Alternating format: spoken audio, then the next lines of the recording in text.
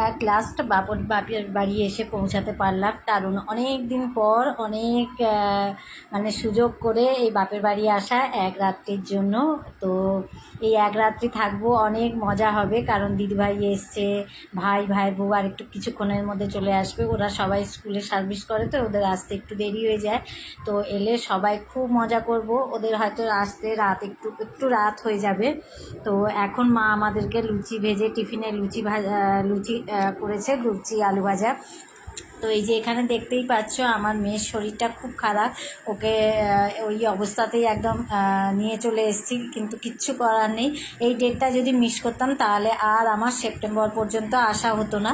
তো যাই হোক, ওকে ওষুধ দিয়েই আমি এক রাত্রির জন্য নিয়ে চলে এসেছি।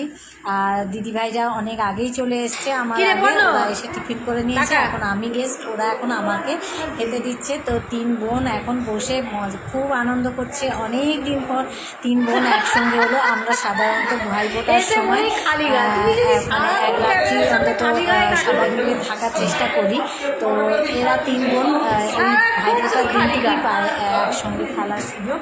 তো যাই হোক, আমরা পৌঁছে গেছি। এখন এই যে আমার কর্তামশাই সব সময় খালি গায়ে, যখন দেখবেন ও এত গরম, এই যে টিফিন দিল, লুচি আলু ভাজা আর বেগুন ভাজা আর একটা সবজি রয়েছে আর রসগোল্লা। যেহেতু ওদের বাপের বাড়িতে আমার থেকে 1 ঘন্টা আগে পৌঁছে গেছে, 1 ঘন্টার আগে পুরনো অতিথি হয়ে গেছে।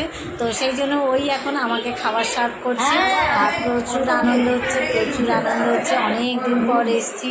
আর এদের বাচ্চাগুলো খেলা, এখনও আমার ভাইপো এসে পৌঁছয়নি, সে পড়তে গেছে, তাকে নিয়ে একদম ঢুকবে। তো প্রত্যেকের কাজের প্রেশার কী হয়, আমরা এক জায়গায় কেউ কাউকে সেভাবে পেয়ে উঠি না। যখন একটা সময় পাই না, সবাই ভাবি সেটা কিভাবে এনজয় করব, কিভাবে সেটাকে সেই সময়টাকে কাজে লাগাবো আর কি। তাই অনেক ব্যস্ততা সত্ত্বেও মানে আমাদের সকলে আমরা এসে হাজির হয়েছি।